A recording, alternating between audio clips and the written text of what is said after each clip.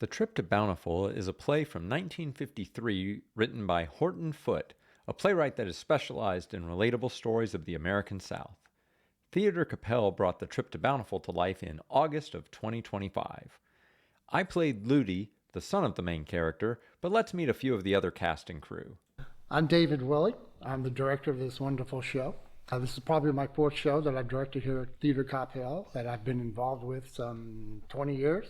Hi, I'm Bobby Ritcheske, and I'm the stage manager for The Trip to Bountiful. It's my responsibility to check and make sure that everybody's props are in the right place and to oversee all of the scene changes, make sure that everything's set properly, first act and second act. My name is Camilla Norder, and I play ticket taker number 1. I am very annoyed. I just want to sell my tickets and move on to the next customer. My name is Aaron, and I play ticket agent number 2 in Trip to Bountiful. Scott Straus, I play Roy. He's just a small town guy that works in a bus station in the middle of the night and is over it. Basically, it's kind of how I would describe it. My name's David Smith. I play the sheriff. He comes in looking for this old lady that he's irritated that he's got to hold her till her son gets there.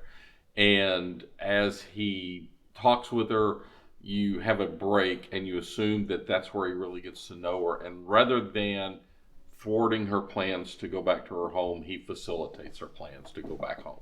My name is Rashae Boyd, and I play Thelma. Thelma is on the surface kind of a typical ingenue. She's very innocent, hopeful. She's in a new marriage sort of thing, but I think there's a lot of depth to her that she kind of gets to explore with Carrie. Who's on the opposite end of life.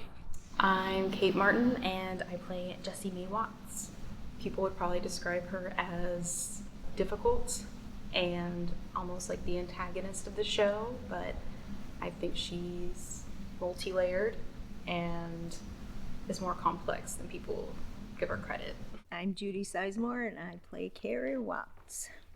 She's reaching the end of her journey, and so she's anxious to get home because she knows she doesn't have a lot of time left. Rehearsals began in July of 2025, with blocking and set building, gathering props and costumes, and lots of line memorization until the show opened. Throughout that process, everyone came to describe the show in their own way. A very heartwarming version of A Woman on a Journey. It's a woman who wants one thing left in her life. She's elderly. She wants to go back home. I think it's very heartfelt. I think it's very real. I would describe it as the feeling of a warm blanket. I feel like it's very familiar, especially for Texans and people kind of in the Metroplex or bigger cities. Most of us have relatives that are from smaller towns and have memories. And I love that it's got cute little sayings from the past because I'm from the past, basically. No matter what stage of life you find yourself in, you're either the person getting older and looking back on things, or you're the child growing up, or you have relatives that are older and looking back on things. I feel like it's kind of just that comfortable feeling of nostalgia. Unfortunately, the home that she remembers doesn't exist anymore.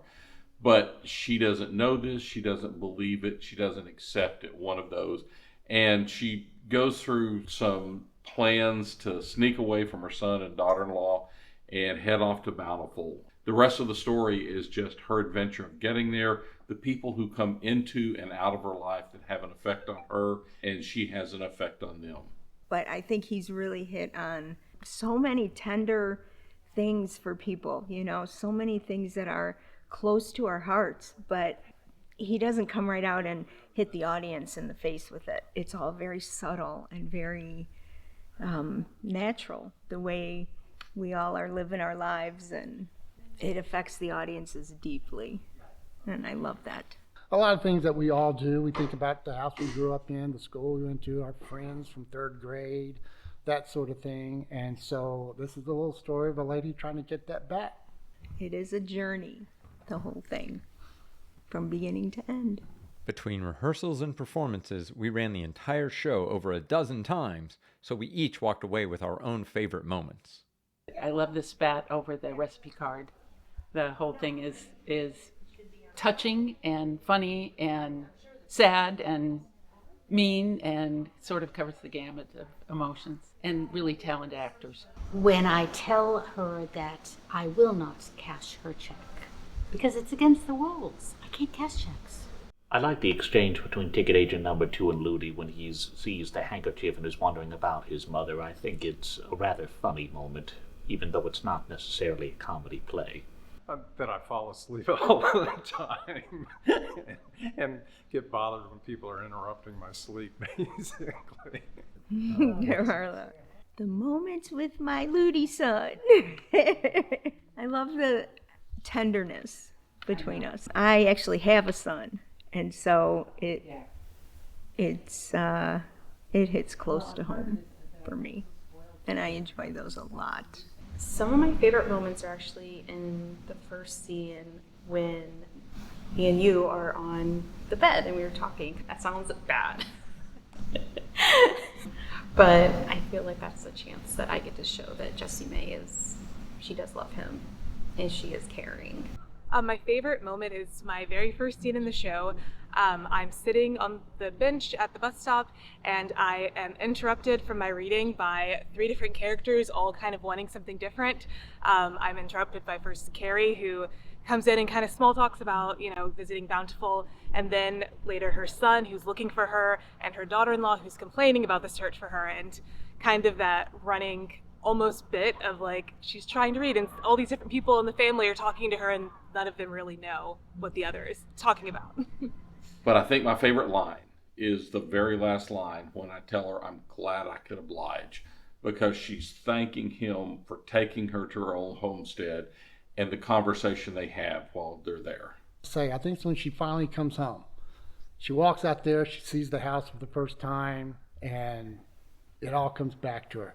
Because I'll see her sluggish for the whole first part of the show, but when she gets there and sees the house, she's got energy. We really love this show, and we'd encourage every local theater out there to consider doing a performance of it. It's a nice show. It's a family-friendly show. It's a very sweet story and heart-wrenching. I have immensely enjoyed being in this production. And I love all those small little things like high as a cat's back, and I just love the nostalgia of it and the sensitivity of it. You should definitely go for it. I think oftentimes classics and older shows that are done a lot can be overlooked, but I think there's always something new to be found within the work and new to be found in the script. And there are some themes that are just kind of timeless, like age and nostalgia and memory and worry and anxiety, which is a really big theme through here that kind of always relevant. I love the script. I saw the movie many years ago and fell in love with the script, but I think he's really hit on, how do I explain it? So many tender things for people, so many things that are close to our hearts, but he doesn't come right out and hit the audience in the face with it. It's all very subtle and very natural, the way we all are living our lives. I think a lot of people can relate to it, and more generations than you think would actually be able to relate to it. We've had many people cry. It affects the audiences deeply, and I love that. Here are a few more sights and sounds from the show. This has been Luke of All Trades. Stay curious and have a good one.